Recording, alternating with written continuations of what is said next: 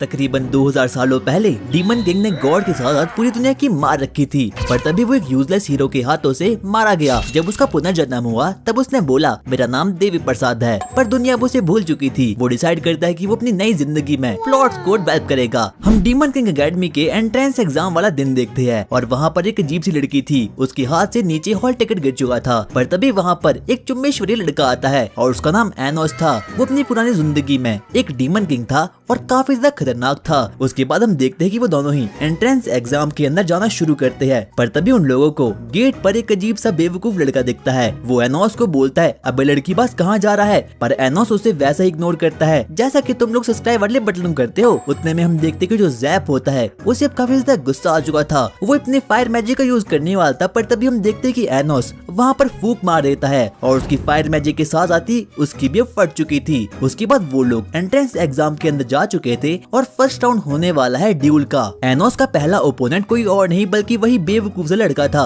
और अब वो भी एनोस के साथ ड्यूल करने के लिए वहाँ पर आ चुका था। वो एक रॉयल खानदान से था। उसके बाद हम देखते हैं कि उन दोनों में ड्यूल तो बिल्कुल शुरू हो चुका था। उसके सामने कोई और नहीं बल्कि एनोस द डीमन किंग था। उसके बाद वो लोग आपस में लड़ाई करना शुरू करते हैं। जैप के पास 7 लेजेंडरी स्वॉर्ड में से एक स्वॉर्ड थी जिसमें से की आग जल रही थी, पर तभी एनोस एक बार वापस से फूक मारता है और वो पूरी की पूरी आग तो एकदम भस्म हो चुकी थी। वो उस बेवकूफ लड़के को 100 बार बोलता है अबे गधे देख मुझे तेरे साथ बिल्कुल भी लड़ना नहीं है, पर वो गधा बिल्कुल भी नहीं मानता और बारी बारी करके उसे मारना शुरू कर देता है। एनोस को अब काफी ज्यादा गुस्सा आ चुका था। वो उस पर एक ही वार करता है जिससे कि उसके शरीर के एकदम चीथड़े चीथड़े हो चुके थे। और ये तो उसने अपनी कोई पावर का भी यूज नहीं किया था, बल्कि ये तो सिर्फ और सिर्फ उसकी हार्ट बीट से हो रहा था। और अब जैप काफी ज्यादा घायल हो चुका था, इसीलिए एनोस को काफी ज्यादा गुस्सा आता है और वो एक चुटकी में ही उस बेवकूफ से लड़के को यमराज के पास फेंक देता है। पर अभी भी उसका मन नहीं भरा था, इसीलिए वो उसे मेडिकेट देता है और वापस से रिवाइव करता है।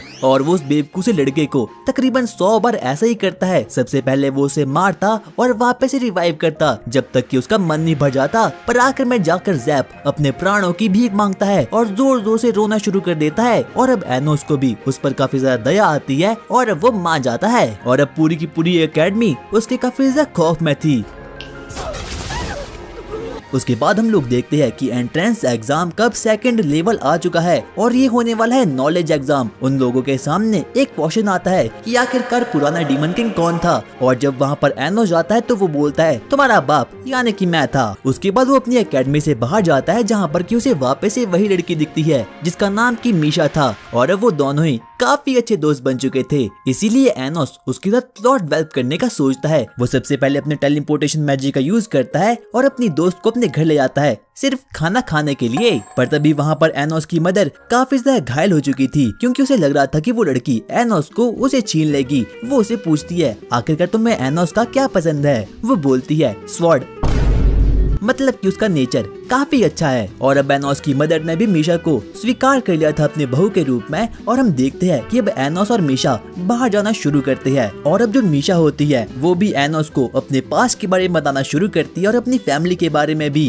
पर अचानक से हम देखते हैं कि वहाँ पर एक अजीब सा बैरियर बनना शुरू हो चुका था। वहाँ पर एक अजीब सा डीमन लॉर्ड आ चुका था और ये कोई और नहीं बल्कि जैप का बड़ा भाई था। इतने में हम देखते हैं कि जैप बकलोली करना वापस से शुरू करता है, पर उसका भाई उसे एकदम जोरदार बिजली का झटका देता है। अब एनोस को काफी ज्यादा गुस्सा आ चुका था, पर वो सोचता है कि अगर ये बच्चे बकलोली कर रहे हैं तो मैं भी इनके साथ बकलोली ही करने वाला हूँ। एनोस अपने शारिंगान को एक्टिवेट करता है और जो जैप का बड़ा भाई होता है वो उस पर एक मैजिकल स्पेल के मारने के लिए जाता है, पर वो मैजिकल स्पेल बिल्कुल भी कोई काम नहीं करती क्योंकि उस मैजिकल स्पेल को किसी और ने नहीं बल्कि एनोस ने अपने हाथों से खुद बनाया था, इसीलिए वो स्पेल उस पर वर्क ही नहीं करती। पर बदले में एनोस उसे एक बढ़िया सा गिफ्ट देता है। वो सबसे पहले उसके पास जाता है, अपने शारिंगान को एक्टिवेट करता है और सबसे पहले उसके छोटे भाई को ज़ॉम्बी में कन्वर्ट करता है। उसका छोटा भाई अपने बड़े भाई से अब काफी ज्यादा गुस्से में आ चुका था, इसीलिए वो छोटा भाई अपने बड़े भाई को बिल्कुल खत्म कर लेता है। हम देखते हैं कि एनोस अपनी डिमोनिक आई की एबिलिटी का यूज करता है और सबसे पहले उस पूरी की पूरी बैरियर को ही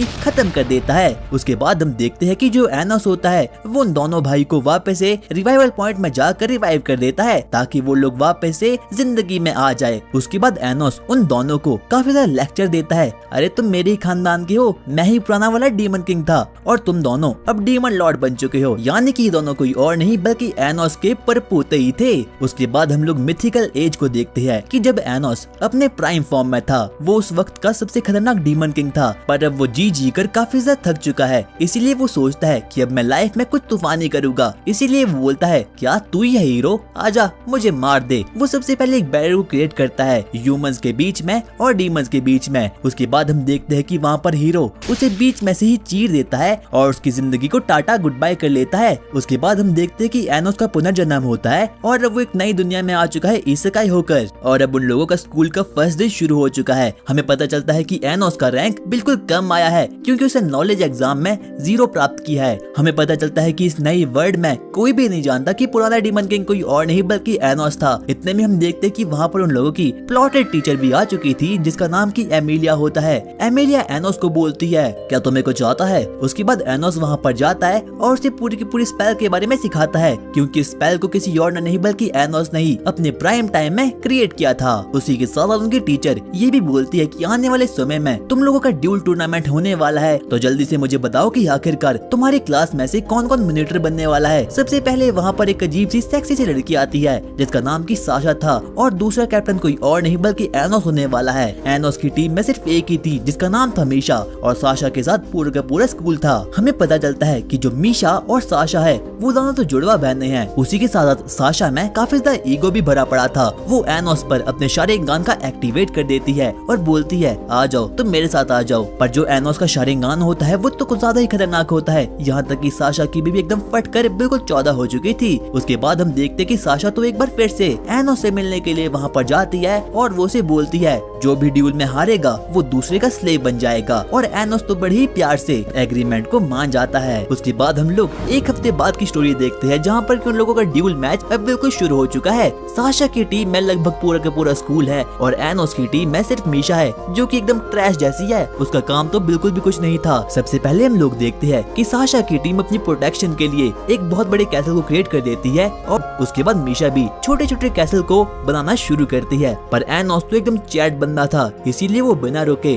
साशा के कैसल की तरफ आगे बढ़ना शुरू करता है। पर साशा के कैसल में काफी खतरनाक प्रोटेक्शन स्किल था, पर उसने भी कोई कच्ची गोलियां नहीं खेली। उसके पास डीमन किंग की पावर थी। वो तो एक ही झटके में उस पूरे के पूरे कैसल को गोल गोल घुमाना शुरू करता है और उसके बाद उसके साथ बास्केटबॉल खेलना शुरू कर देता है। सभी के सभी बच्चों की हालत बिल्कुल खराब हो चुकी थी, यहाँ तक कि किसी ने तो अपनी पैंट एकदम गीली कर रखी थी। और उसके बाद अब वो सभी के सभी बच्चे एक बहुत बड़ी फायर को एनोस की ओर फेंक देते हैं, पर एनोस एकदम पिद्दी सी फायर को उन लोगों की तरफ फायर कर देता है और वो फायर कुछ ज्यादा ही खतरनाक थी। उन लोगों का पूरा बैरियर एकदम खत्म हो चुका था, यहाँ तक कि उन लोगों की मैजिकल स्पेल भी अब किसी भी काम की नहीं रहती, यानी कि वो लोग तो पूरी की पूरी तरह से एकदम हार चुके हैं। यहाँ तक कि हम देखते कि जो साशा होती है अब उसने भी अपनी अंत को स्वीकार कर लिया था और वो मान जाती है कि वो एनोस की फ्रेंड बनेगी और साथ ही साथ में मीशा को अपना सिस्टर बना लेगी। और सबसे पहले उन लोगों की आंखें चमकती है और उसके बाद उन दोनों के दिल भी अब बिल्कुल मिल चुके थे और इस वाले ड्यूल को कोई और नहीं बल्कि एनोस की टीम जीती है। उसके बाद हम देखते हैं कि अगली ही रात एनोस उन दोनों बहनों को अपने घर ले जाता है सिर्फ खाना खाने के लिए, पर एनोस की मदर एकदम घबरा चुकी थी। उसे बिल्कुल भी समझ आता कि आखिरकार उसके बच्चे की स्वॉर्ड कितनी बड़ी है। उसके बाद हम देखते हैं कि वो लोग आगे बढ़ना शुरू करते हैं और उसके बाद एनोस एक अच्छे बच्चे की तरह दोनों लड़कियों को अपने अपने घर ड्रॉप कर देता है, पर आखिर में जाकर फाइनली वो लोग प्लॉट को डेवलप कर देते हैं।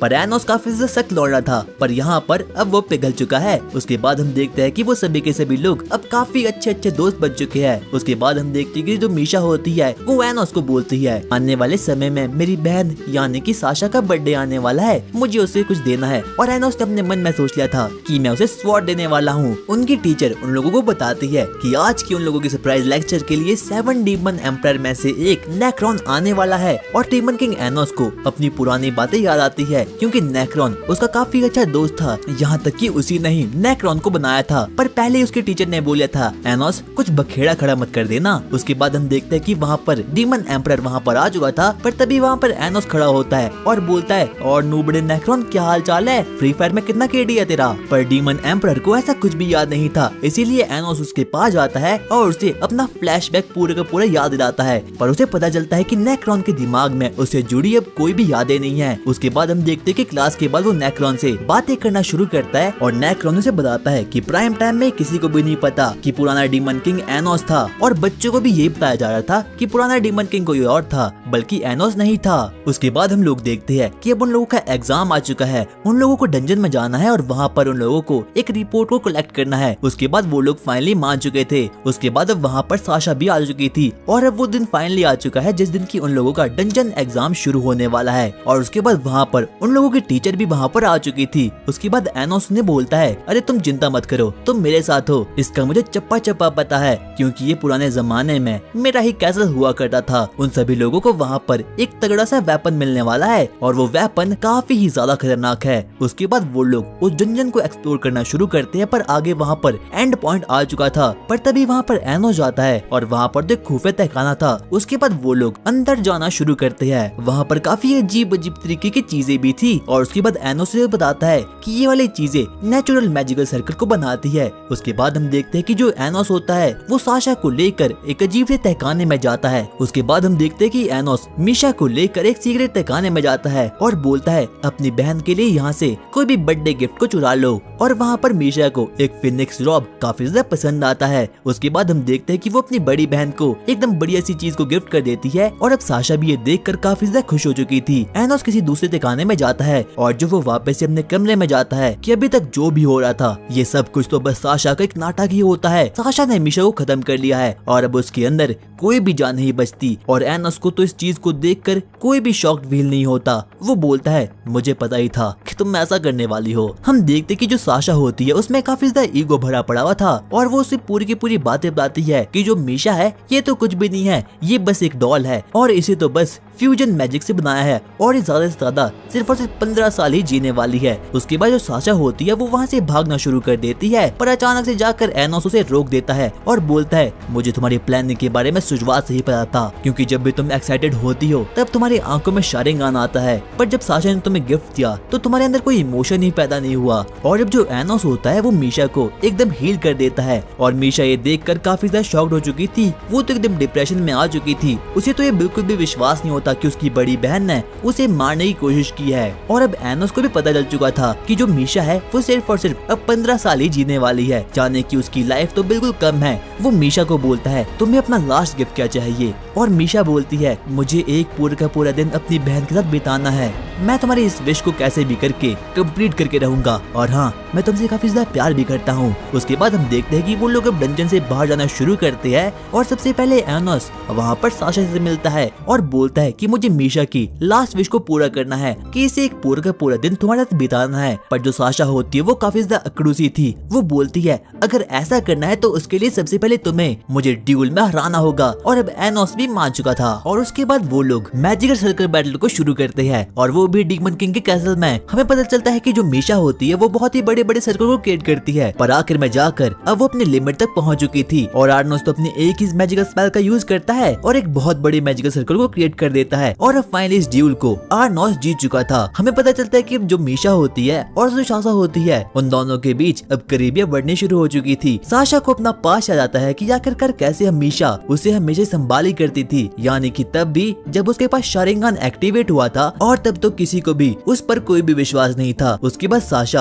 अपनी बहन मीशा को बोलती है मैंने आज से लेकर अभी तक ये सब कुछ जानबूझकर किया ताकि तुम मुझसे नफरत करो और मैं एक मैजिकल स्पेल को क्रिएट कर पाऊं ताकि तुम हमेशा हमेशा के लिए जिंदा रह पाओ मेरी बहन। और इस जादू करने के लिए थोड़ा नाराज होना काफी ज्यादा इम्पोर्टेंट था। उसके बाद वो एक ऐसी मैजिकल स्पेल को क्रिएट करने के लिए जा रही थी जिसकी मदद से कि इन दोनों की किस्मत बदल जाएगी, यानी कि मीशा की किस्मत साशा को आ जाएगी और साशा की किस्मत मीशा को आ जाएगी, यानी कि अब साशा मरने वाली है। पर जब साशा अपनी मैजिकल स्पेल को क्रिएट करने वाली तभी हम देखते हैं कि मीशा उसे ऐसा करने से रोक देती है और बोलती है बड़ी बहन मैं मर जाऊंगी पर मैं तुम्हें कभी भी मरने नहीं दूंगी। और आर्नोस उनके इस सभी चीजों को देख रहा था और वो बोलता है अबे मैं इस दुनिया का पापा हूँ, मैं कुछ भी कर सकता हूँ, मैं तुम दोनों बहनों को जिंदा करके दिखाऊंगा। उसके बाद आर्नोस डिसाइड करता है कि वो टाइम मैजिक का यूज करने वाला है जो कि इस पूरी की पूरी दुनिया में काफी ज्यादा इलीगल है। वो सबसे पहले दोनों बहनों के पास जाता है और उसके बाद अपने मैजिकल सर्कल को वहाँ पर क्रिएट कर डालता है। उसका मैजिकल सर्कल काफी ज्यादा खतरनाक था पर तभी हम देखते हैं कि वहाँ पर नेक्रोन आता है और आर्नोस की चेस्ट में एक बहुत बड़ी स्वॉर्ड को डाल देता है ताकि वो उसे खत्म कर पाए। और ऐसा उसने इसीलिए किया था क्योंकि टाइम मैजिक का यूज करना इस पूरी की पूरी दुनिया में बिल्कुल इलीगल है। पर तभी आर्नोस बोलता है अबे नेक्रोन तो इतना बड़ा हो गया कि अपने ही पापा को मारेगा। वो उसे एक ही शॉट में वहाँ से बाहर फेंक देता है और अपनी स्पेल पर काम करना शुरू करता है। उसके बाद वो दोनों पर फेट मैजिक का यूज करता है। हमें पता चलता है कि अब वो दोनों ही टाइम मैजिक तक पहुँच चुके थे पर तभी हम देखते कि अचानक से वहाँ पर टाइम गार्डियन आ चुका था। टाइम गार्डियन सबसे पहले नेक्रोन की पावर को अपने अंदर एब्जॉर्ब करता है और अब वो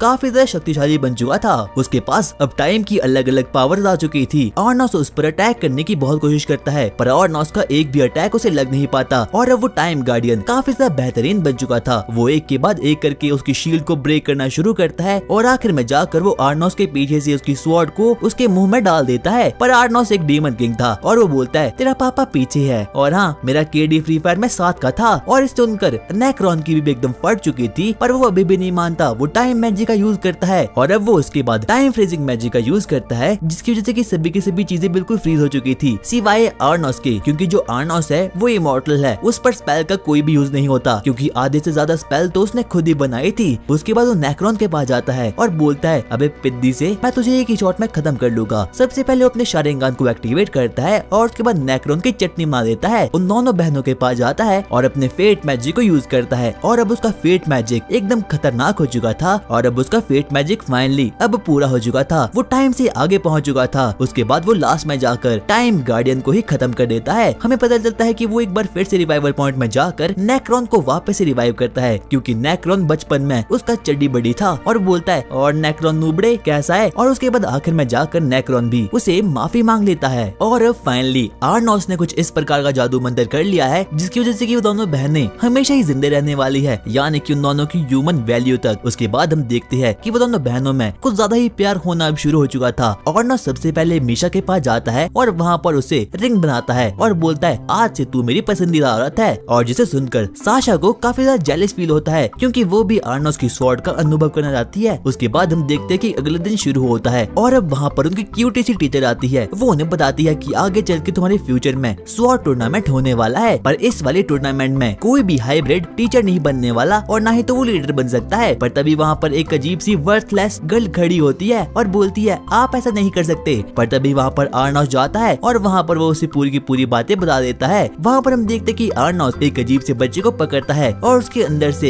एक ऐसी वेपन को निकालता है जो कि चोरी हो चुका था, यानी कि उस बच्चे ने उस स्वॉर्ड को चोरी कर रखा था। और अब वो क्यूटी भी एकदम खुश हो चुकी थी और बोलती है रात को मेरे पास आ जाना। पर तभी हम देखते कि एक अजीब सी लड़की आर्नोस के पास जाती है और इतने में हम देखते मीशा उसे बोलती है अबे मेरे पति देव से दूर है। वो तो कुछ ज्यादा ही पोजेसिव बन चुकी थी आर्नोस को लेकर और अब आर्नोस भी धीरे धीरे करके पूरी एकेडमी में काफी ज्यादा पॉपुलर हो रहा था। उसके बाद हम देखते हैं कि वो लोग प्रेपरेशन करना शुरू कर लेते हैं अपने आने वाले टूर्नामेंट में जिसका नाम होने वाला है स्वॉर्ड टूर्नामेंट। और उसके बाद आर्नोस ट्रेनिंग करने के लिए कुछ लड़कियों के ग्रुप के पास जाता है और वो लड़कियां तो उसे देख कर ही एकदम खुश हो चुकी थी और वो सभी की सभी एकदम बावली सी हो रखी थी। उन लोगों को तो कैसे भी करके अब आर्नोस की स्वॉर्ड चाहिए थी। उसके बाद हम देखते हैं कि वो लोग स्वॉर्ड एग्जाम में पहुंच चुके थे जहाँ पर उन सभी बच्चों को जमीन में से स्वॉर्ड को निकालना है और उनमें से हर कोई बच्चा एकदम वर्थलेस था, इसीलिए वो ऐसा बिल्कुल भी नहीं कर पाता, यहाँ तक कि साशा भी नहीं। पर तभी हम देखते हैं कि वहाँ पर कुछ डीमन एम्परर्स आ चुके थे। डीमन एम्परर्स काफी ज्यादा खतरनाक होते हैं और वो बोलते हैं जो कोई भी जमीन में से स्वॉर्ड को निकालेगा वही आने वाले स्वॉर्ड टूर्नामेंट में पार्टिसिपेट कर सकता है। पर तभी वहाँ पर आर्नोस की एंट्री होती है और वो बोलता है स्वॉर्ड आजा मेरे हाथ में। और वो स्वॉर्ड बिना रुके 2 सेकंड के अंदर ही आर्नोस भाई के हाथ में आ जाती है। और अब वो डीमन एम्परर जो होती है वो आर्नोस को देखकर काफी ज्यादा एक्साइटमेंट में आ चुके थे। पर तभी हम लोग देखते हैं कि उन लोगों की एकेडमी में एक अजीब सा ट्रांसफर बच्चा आ चुका है, उसका नाम रे है। और उसके बाद वो दोनों ही डीमन एम्परर रे से और आर्नोस से भिड़ना शुरू कर लेते हैं। पर रे और आर्नोस काफी ज्यादा शक्तिशाली थे, इसीलिए वो अपनी एक ही शॉट में उन दोनों को खत्म कर लेते हैं। उसके बाद रे आर्नोस के पास जाता है और बोलता है मैं तुम्हारी टीम का हिस्सा बना जाता हूँ, क्या मैं ऐसा कर सकता हूँ? हूँ, पर आर्नोस उसके मुंह पर ऐसा करने से मना कर देता है। इतने में उनकी क्यूटी सी टीचर बोलती है, एक रॉयल हाइब्रिड का वफादार कभी भी नहीं बन सकता। पर तभी हम देखते हैं कि रे उसे बोलता है, अबे टीचर तुझे तो पढ़ाना भी नहीं आता, आखिरकार तू क्यों बोल रही है। और आर्नोस को वो लौंडा काफी ज्यादा पसंद आता है क्योंकि वो काफी ज्यादा खतरनाक था और उसका ऑरा भी काफी ज्यादा खतरनाक था। इतने में हम देखते हैं कि वहाँ पर एक अजीब सी वर्थलेस लड़की वापस से खड़ी होती है और बोलती है, मुझे कैसे भी करके स्वॉर्ड टूर्नामेंट में पार्टिसिपेट करना है। हम देखते हैं कि अब वो दिन आ चुका है जिस दिन की उन लोगों की स्वॉर्ड टूर्नामेंट शुरू होने वाली है। आर्नोस की टीम में उसकी 2 पसंदीदा औरत थी, बाकी कोई भी नहीं था। और उनके सामने वाली टीम में पूरा का पूरा स्कूल था और साथ ही साथ में रे भी। सबसे पहले जो आर्नोस होता है वो बैटल ग्राउंड में जाता है, पर तभी हम देखते हैं कि वहाँ पर एक रॉक कैसल समन हो चुका था। बाकी सभी के सभी बच्चे उस रॉक वाले कैसल को कंट्रोल कर रहे थे और आर्नोस से भिड़ने के लिए वहाँ पर रे आ चुका था। आर्नोस सबसे पहले एक बड़ी लकड़ी को लेता है और उसे वो स्वॉर्ड के रूप में यूज करने वाला है रे के साथ बैटल करते हुए। उसके बाद उन दोनों की एक लेजेंडरी बैटल शुरू होती है। उन दोनों की बैटल काफी ज्यादा खतरनाक होती है। हम देखते हैं कि जो मीशा होती है वो दूर से ही कैनन को ब्लास्ट कर देती है ताकि वो लोग उस कैसल वाले मॉन्स्टर को खत्म कर पाए। और साशा भी अपना काम कर रही थी। वो दोनों बहनें मिलकर एक बहुत बड़े अटैक को उसकी ओर फेंक देती है और उसके बाद उसके चीथड़े उड़ा देती है। पर उस कैसल के पास एकदम रीजनरेशन पावर थी, वो तो बिल्कुल भी नहीं मरता। इतने में हम देखते हैं कि वहाँ पर एक अजीब सी लड़की आती है और वो साशा पर अटैक करना शुरू कर देती है। वहीं दूसरी तरफ हम देखते हैं कि जो रे होता है वो भी आर्नोस को काफी ज्यादा कड़ी टक्कर दे रहा था। और अब वहीं पर साशा ने भी अब अपने फिनिक्स रोब की पावर को वहाँ पर निकाल दिया था। वो अपने फिनिक्स रोब को वहाँ पर समन कर देती है। पर तभी वहाँ पर अब मीशा भी आ चुकी थी ताकि वो अपनी बहन को रोक पाए और उसकी मदद कर पाए। और अब उन दोनों के ऊपर ही तगड़ा सा अटैक होने वाला था। पर तभी हम देखते कि दोनों बहनें अपने पूरे के पूरे ऑरा को रिलीज करवाती है और एक ही शॉट में उन दोनों को बिल्कुल दूर दूर फेंक लेती है। और वहीं हम देखते कि पृथ्वी पूरी की पूरी डिस्ट्रॉय हो रही है रे और एनोस की अटैक से। उन दोनों की बैटल काफी ज्यादा खतरनाक हो रही है। रे भी बिल्कुल भी कमजोर नहीं है और एनोस तो है ही डीमन किंग। उन दोनों के बीच काफी कड़ी टक्कर होती है। दोनों के पास ही शारिंगन और ब्याकुगान था। वो एक के बाद एक करके एक दूसरे पर अटैक करना शुरू करते हैं और आखिर में जाकर रे एनोस के ऊपर जाता है। पर एनोस बोलता है, मैं दुनिया का पापा हूँ। और आखिर में जाकर वो उसे एक बड़ी लकड़ी से बिल्कुल हरा देता है। और अब रे एनोस के प्यार में बिल्कुल बावला सा हो रखा है। वो तो उसका एकदम फैन बन चुका है और बोलता है, सर मैं आपकी टीम में आना चाहता हूँ। उसके बाद हम देखते हैं कि वो क्यूटी सी टीचर एक बार फिर से अनाउंस करती है कि स्वॉर्ड टूर्नामेंट के लिए एनोस और रे को सिलेक्ट किया गया है। पर एनोस को पहले ही पता चल चुका था कि जरूर कुछ न कुछ खिचड़ी पड़ रही है और अब इस किंगडम में कुछ ऐसी सीक्रेट ऑर्गेनाइजेशन है जो कि एनोस को खत्म करना चाहती है। पर तभी हम देखते हैं कि जो एनोस होता है वो प्रिंसिपल ऑफिस में जाता है और प्रिंसिपल कोई और नहीं बल्कि एनोस का पुराने जमाने का मंत्री था। वो बोलता है, महाराज फाइनली आप आ चुके हो। मेरा मन तो आपको भूल गया पर मेरी आत्मा आपको कभी भी भूल नहीं सकती। और उसके बाद हम देखते हैं कि एनोस अपनी पसंदीदा औरत को अपने घर ले जाता है और उसके बाद उसकी पसंदीदा औरत उसे एकदम बढ़िया बढ़िया से खाना खिला देती है। और अब मीशा और साशा में रेस लगी है कि आखिरकार एनोस की वाइफ कौन बनने वाली है। उसके बाद हम देखते हैं कि संडे का दिन था। उसके बाद वो लोग प्लॉट को डेवलप करना शुरू करते हैं। पर सबसे पहले हम देखते हैं कि एनोस मीशा को एकदम नए नए गिफ्ट देता है क्योंकि मीशा कोई गोल्ड डिगर नहीं है साशा की तरह। पर तभी एनोस के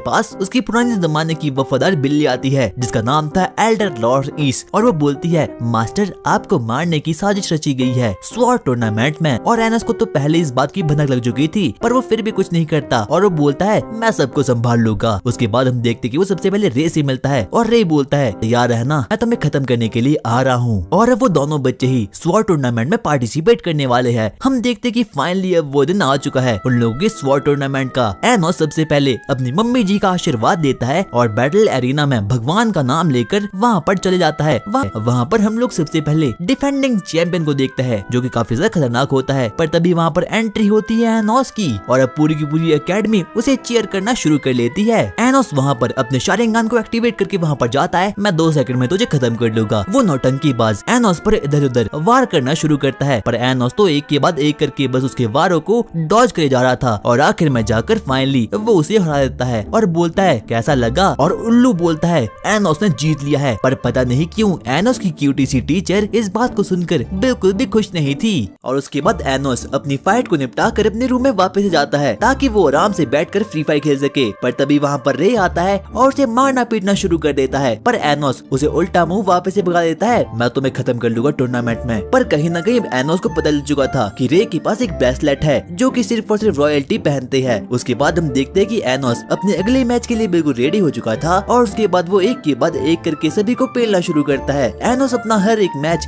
वापस से जीते जा रहा था। उसके बाद हम देखते कि शाम का वक्त था और अब एनोस के आज के मैच पूरे खत्म हो चुके थे। एनोस की मदर उसके पास जाती है और बोलती है, बेटा मुझे अपनी स्वॉर्ड दे दो। और उसके बाद उसकी मदर उसकी स्वॉर्ड को अपने घर ले जाती है। पर वहीं पर हम देखते हैं कि जो एनोस होता है वो मीसा को लेकर एक हॉस्पिटल में जाता है जहाँ पर की रे की मदर थी। उसे पता चलता है कि जो रे है वो रॉयल्टी का पपेट बन चुका है और उन लोगों के कहने पर ही उसने एनोस पर हमला किया था। और रे की मदर काफी ज्यादा बीमार है क्योंकि वो हाफ डेमन और हाफ स्पिरिट है, इसीलिए वो बीच में लटकी हुई है। और एनोस अपने मन में डिसाइड करता है कि वो कैसे भी करके रे की मदर को वापस से रिवाइव कर लेगा, पर उसके लिए उसे एक ऐसे मैजिक का यूज करना पड़ेगा जिसमें कि किसी दूसरे डीमन की लाइफ सोर्स का यूज होता है। उसके बाद वो मीसा को मना लेता है ताकि वो उसकी बॉडी को as a life source use कर सके और उसके बाद रे की मदर को वापस से जिंदा कर सके। और अब रे की मदर भी मान जाती है क्योंकि उसे अपने बेटे से काफी ज्यादा प्यार था। उसके बाद हम देखते हैं कि जो एनोस होता है वो सबसे पहले एक मैजिकल सर्कल को अपीयर करता है और उसके बाद अपनी मैजिकल स्पेल को वहाँ पर डालना शुरू करता है। मीसा की बॉडी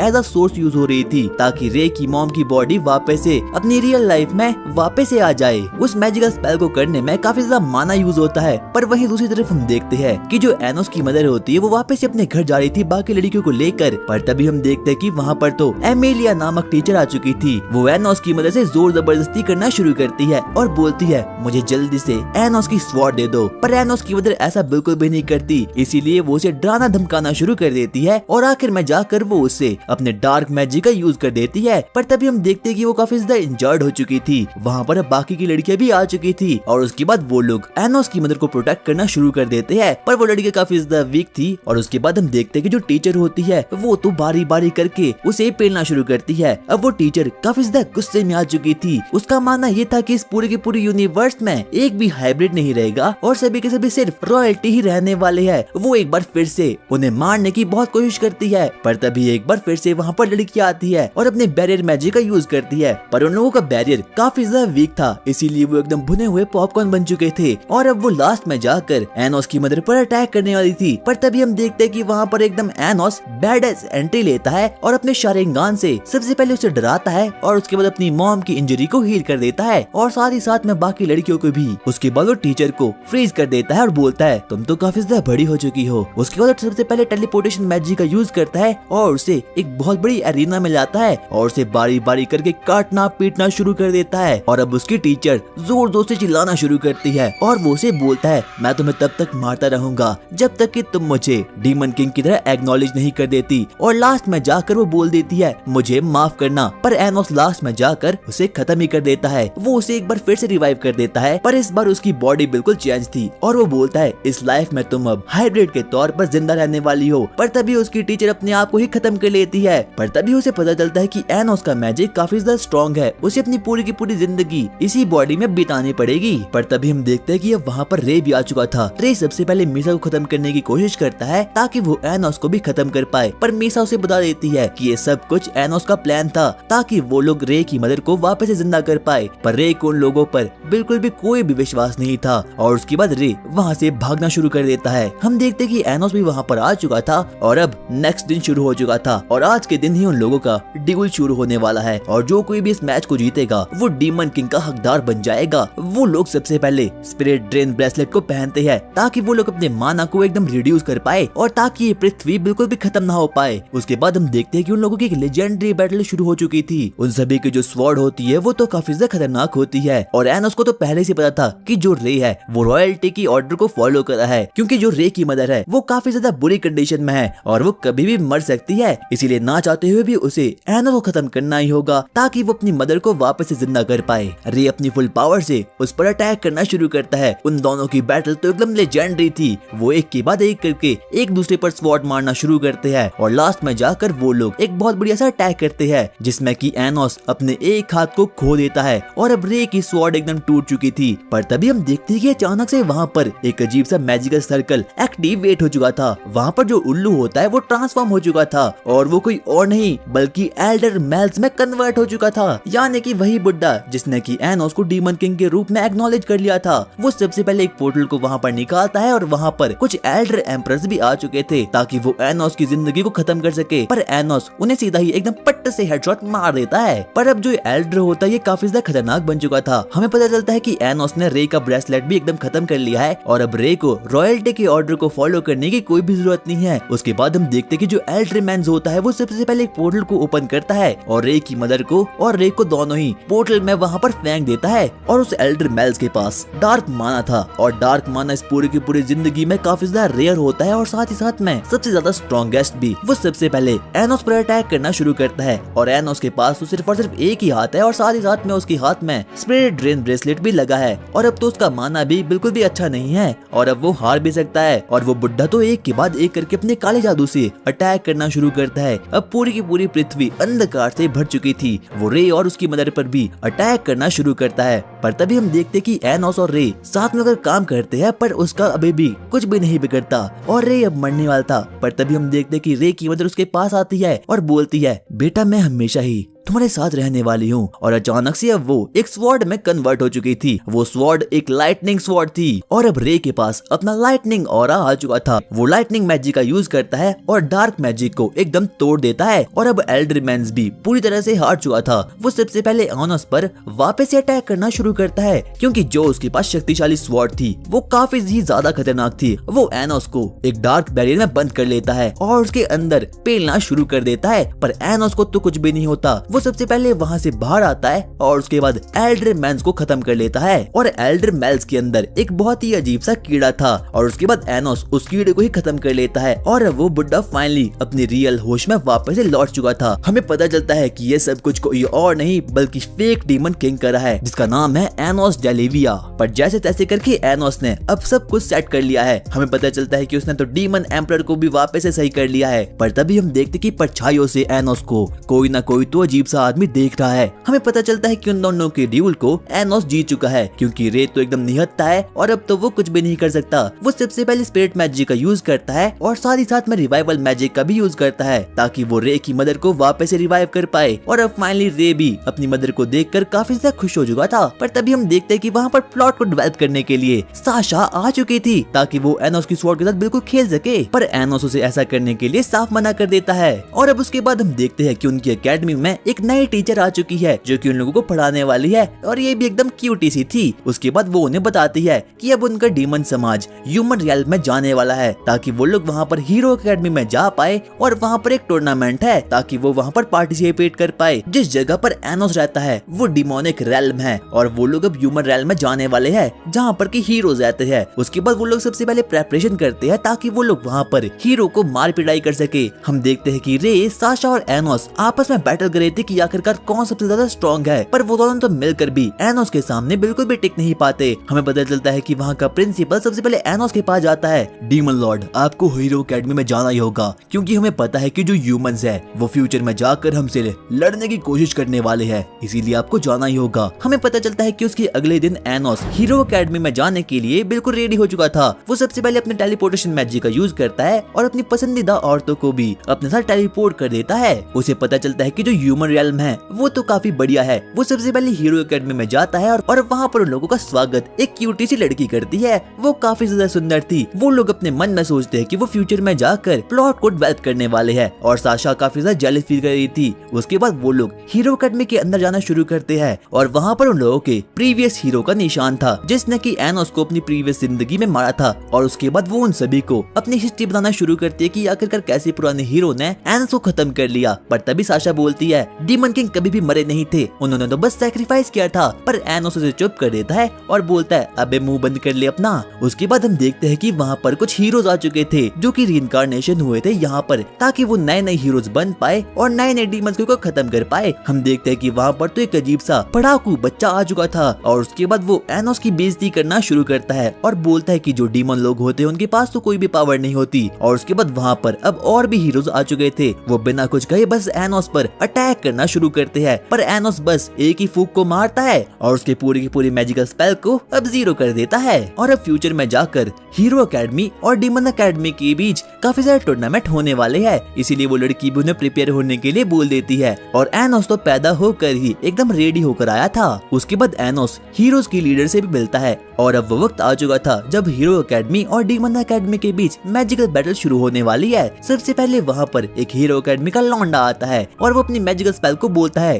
अंतर मंतर झूल अंतर, और उसका मैजिकल स्पेल तो बड़े ही आराम से परफॉर्म हो चुका था। उसके बाद हम देखते हैं कि वहाँ पर डिमोनिक लड़का आता है, पर उससे तो कुछ भी नहीं होता। पर एनोस बोलता है तुम लोग चीटिंग कर रहे हो, यहाँ पर तुम लोगों ने एंटी मैजिक स्पेल का यूज किया है। वो सबसे पहले वहाँ पर अपनी स्पेल को डालता है और बोलता है ये देखो तुम्हारा एंटी मैजिक स्पेल, और एनोस सभी के सभी हीरोज के सामने एक हॉली स्वॉर्ड को भी क्रिएट कर देता है। और अब कहीं ना कहीं एनोस को भी बात पता चल चुकी है कि जो ह्यूमन एकेडमी है उन्हें कैसे भी करके डीमन किंग की एकेडमी पर वॉर करना है, ताकि वो इस पूरी की पूरी यूनिवर्स को ह्यूमन का रेल्म बना पाए और हर एक डीमन को इस पूरी की पूरी जिंदगी से खत्म कर पाए। और अब वो दिन आ चुका है जिस दिन की डीमन किंग एकेडमी और हीरोज की एकेडमी के बीच मुकाबला शुरू होने वाला है। वहाँ पर हम देखते हैं कि वहाँ पर तो दोनों चीजों के प्रिंसिपल भी थे। उसके बाद वो लोग डिसाइड करते हैं कि जो आने वाला टूर्नामेंट होने वाला है वो अंडर वाटर होने वाला है, और अंडर वाटर टूर्नामेंट काफी ज्यादा घातक साबित होता है। उसके बाद हम देखते हैं कि एनोस बोलता है मैं जाने वाला हूँ, लड़ाई के लिए मेरी टीम जाने वाली है। पर तभी वहाँ पर क्लास का मॉनिटर बच्चा आता है जो कि एक डीमन ही था, और वो अपने प्रिंसिपल से बोलता है मैं जाने वाला हूँ। और हालांकि वो उस प्रिंसिपल का फेवरेट बच्चा था, इसीलिए वो ऐसा करने के लिए मान जाती है। उसके बाद हम देखते हैं कि उन लोगों के बीच एक ड्यूल होना शुरू हो चुका था।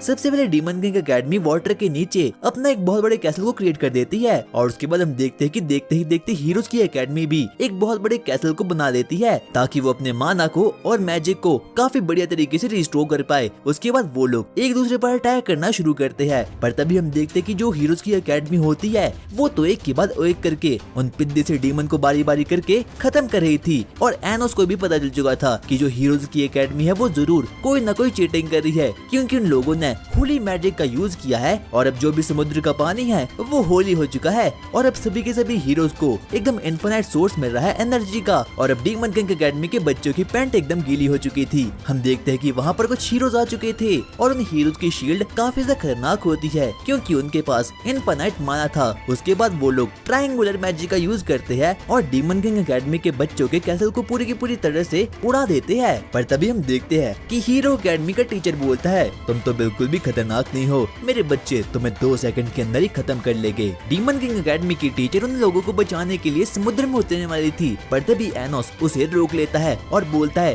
क्यूटी मैं जाने वाला हूँ। वो अपने मैजिक का यूज करता है और बारी बारी करके हर एक डिमोनिक बच्चे को समुद्र से बाहर निकाल देता है। और उन लोगों की कंडीशन बिल्कुल भी सही नहीं थी। प्रिंसिपल उन लोगों को हील करने की बहुत कोशिश करती है, पर वो लोग ऐसा बिल्कुल भी नहीं कर पाते। क्लास मॉनिटर अभी भी अपनी अकड़ में था और वो बोलता है एनोस तुम मुझे हील मत करना, मैं मर जाऊंगा, पर मैं तुमसे हील नहीं होऊंगा। उसके बाद वो एनोस को पूरी की पूरी बातें बताना शुरू करता है कि आखिरकार कैसे जो हीरो एकेडमी के बच्चे हैं वो चीटर्स है, क्योंकि उन लोगों ने चीटिंग का यूज किया है उन लोगों को हराने के लिए। यहाँ तक कि वो रोना भी शुरू कर लेता है, पर वो बोलता है ना मुन्ना ना रोते नहीं है, मैं तेरा बदला जरूर लूंगा। वो सबसे पहले हीरो एकेडमी के पास जाता है, अब तुम लोग मुझसे ड्यूल करने वाले हो। वो एक एटॉमिक स्लैश का यूज करता है और सबसे पहले समुद्र के पूरे पानी में से मैजिक को एब्जॉर्ब कर लेता है, और अब तो वहाँ पर कुछ भी बचा नहीं था। उसके बाद वो सबसे पहले वहाँ पर एंटर होता है और उन लोगों को चुनौती देना शुरू करता है। हम देखते हैं कि अब सभी के सभी हीरोज भी एकदम बावले से हो रखे हैं। उन लोगों को तो कैसे भी करके उस डीमन को खत्म करना है। एनोस सबसे पहले अपने उसी बॉम्ब का यूज करता है, पर उन लोगों का बैरियर इस बार काफी ज्यादा खतरनाक था।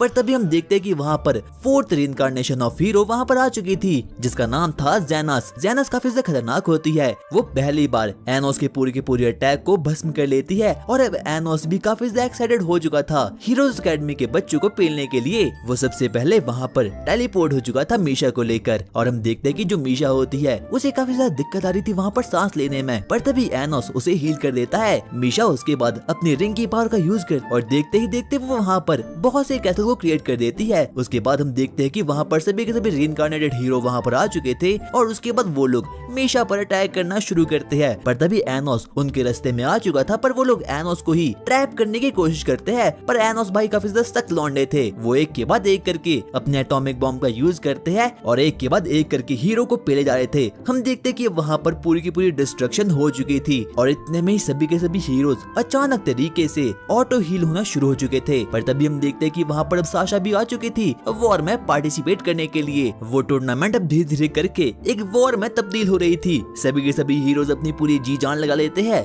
डीमंस को खत्म करने के लिए, और यहाँ तक कि कोई डीमंस भी बिल्कुल कम नहीं थे। एनोस सबसे पहले उनमें से एक हीरो को घायल कर देता है और उसके बाद अपने शारिंगान की मदद से दूसरे हीरोज को भी खत्म करने की बहुत कोशिश करता है। उतने में हम देखते कि वहाँ पर रे भी आ चुका था और रे तो एक बच्चे का हाथ ही एकदम तोड़ देता है। और अब हम लोग देखते हैं कि जो डीमन लोग होते हैं वो हीरो पर धीरे धीरे करके काफी ज्यादा भारी पड़ रहे थे। उन लोगों के पास चाहे जितनी भी स्वॉर्ड हो, और अब वो लोग डीमन लोगों का अब कुछ भी बिगाड़ नहीं पाते। हम देखते हैं कि अब वहाँ पर एनोस भी आ चुका था और एनोस तो बारी बारी करके सभी के धज्जे उड़ाना शुरू करता है। इतने में हम देखते कि एनोस से भिड़ने के लिए वहाँ पर दो सबसे सुपीरियर वाले हीरोज वहाँ पर आ चुके थे, जिनके पास एकदम ट्रिपल एस रैंक की पावर्स होती है। और एनोस तो उन लोगों से अकेले ही भिड़ना शुरू कर देता है। पर एनोस का जो बैरियर था वो काफी ज्यादा ही सही था, उसे तो कुछ भी नहीं होता और वो लोग बारी बारी करके बस उस पर मारना शुरू करते हैं। पर एनोस को उन लोगों का बिहेवियर बड़ा ही अजीब लगता है, क्योंकि वो लोग एकदम एनपीसी की तरह अटैक करना शुरू करते हैं और ऐसा लग रहा था कि उन लोगों के पास अपनी कोई बॉडी ही नहीं है, वो तो बस बिना रुके मशीन्स की तरह उस पर अटैक करने वाले हैं। पर तभी हम देखते हैं कि जो एनोस होता है उस पर एक अजीब सी लड़की अटैक करना शुरू करती है।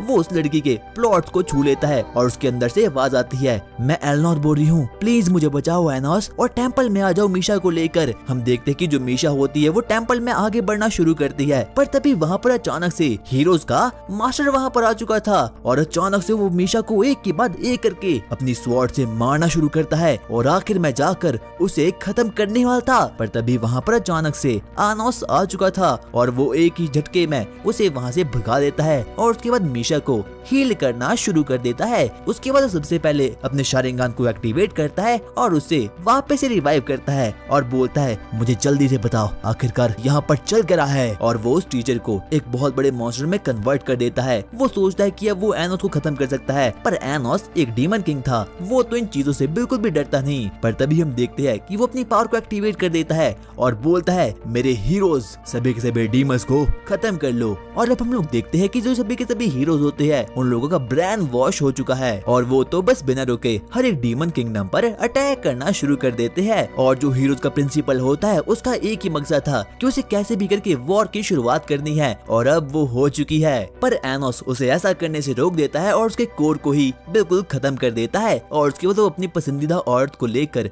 वहाँ से जा रहा था। पर तभी हम देखते हैं कि वो एक अजीब से रूम में पहुँचता है और वहाँ पर हम देखते हैं कि सभी के सभी हीरोज तो बारी बारी करके वापस से रिजेनरेट होना शुरू होते हैं। पर तभी हम देखते हैं कि वहाँ पर एलनोर होती है और एलनोर उसे पूरी की पूरी बातें बताती है, इस पूरी की पूरी एनर्जी का सोर्स मैं ही हूँ और मैं ये कर रही हूँ, जब तक मैं मरूंगी नहीं तब तक कोई भी हीरो मरना नहीं वाला। और अब लोगों को पता चल चुका था कि जो दरअसल में हीरोज होते हैं वो कोई हीरोज नहीं बल्कि विलन होते हैं। वो उसे ये भी बताती है, हमारे पुराने हीरोज को यानी कि कैनन को 2000 सालों पहले हमारे लोगों ने ही खत्म कर लिया और अब हम लोग विलन बन चुके हैं और यहाँ पर हर एक हीरोज की मल्टीपल कॉपीज है। पर तभी हम देखते हैं कि अचानक से वहाँ पर हीरोज एकेडमी का प्रिंसिपल वहाँ पर आ चुका था। पर तभी अचानक से पीछे से एंट्री होती है डीमन एम्परर्स और फेक डीमन किंग एओस डेलिविया का। एनोस डेलिविया सबसे पहले अपनी होली स्वॉर्ड को वहाँ पर निकालता है और उसकी होली स्वॉर्ड तो कुछ ज्यादा ही खतरनाक थी। वो वहाँ पर ब्लैक होल को भी समन कर देता है जो कि पूरी की पूरी माना कंजप्शन करा था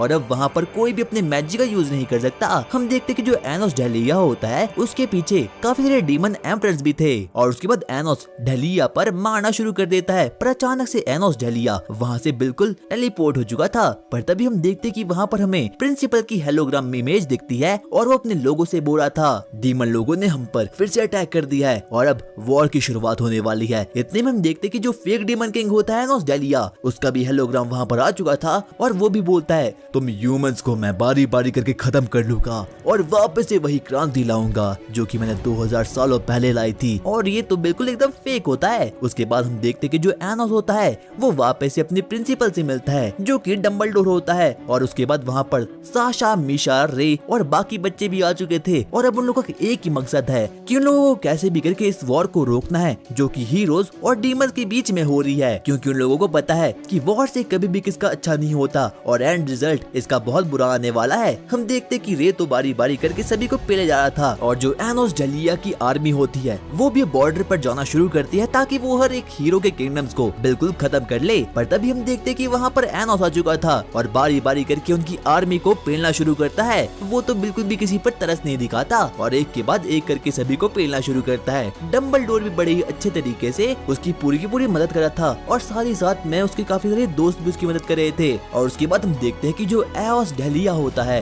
वो हीरोज को मारने के लिए वहाँ पर जाने वाला था, पर तभी अचानक से वहाँ पर एक अजीब सा ब्लैक बैरियर समन हो चुका था। ये एनोस का काम था। और उसके बाद एओस डेलिया अपनी हॉली स्वॉर्ड को निकालता है और एनोस पर मारना शुरू कर देता है। और एनोस भी बिल्कुल कम नहीं था, वो अपने शारिंगान को एक्टिवेट करता है और बोलता है, आखिरकार तुम हो कौन? तुम फेक डीमन किंग हो। और उसके बाद उसे पता चल चुका था कि जो एओस डेलिया यानी कि फेक डीमन किंग है वो कोई और नहीं बल्कि रे है। अबे नौटंकी, मुझे ये बता कि आखिरकार तूने ऐसा क्यों किया? और उसके बाद वो उसे अपनी पूरी की पूरी बैक स्टोरी बताना शुरू करता है। मैं कोई और नहीं बल्कि 2000 सालों पहले जो हीरो था मैं वही हूँ। मैं यहाँ पर इसेकाई हो गया क्योंकि मुझे अपने ही लोगों ने मार दिया और उसी दिन से मैंने सोच लिया कि मैं एक फेक डीमन किंग बनूंगा और मैं तुम्हारी तकदीर को ही बिगाड़ लूंगा एनोस। मैं नहीं चाहता कि तुम डीमन किंग बनो और इसीलिए मैंने ये पूरा का पूरा प्लान रचा ताकि मैं इस पूरी की पूरी दुनिया का फेक डीमन किंग बन जाऊं और तुम्हारे लिए मैं कुछ भी ना छोड़ सकूं। और अब एनोस को भी धीरे धीरे करके रे का पूरा प्लान समझ आ रहा था। और जो रे होता है वो तो दिल टूटा हुआ आशिक होता है, इसलिए वो ये पूरे के पूरे कारनामे करा था। और अब उन लोगों में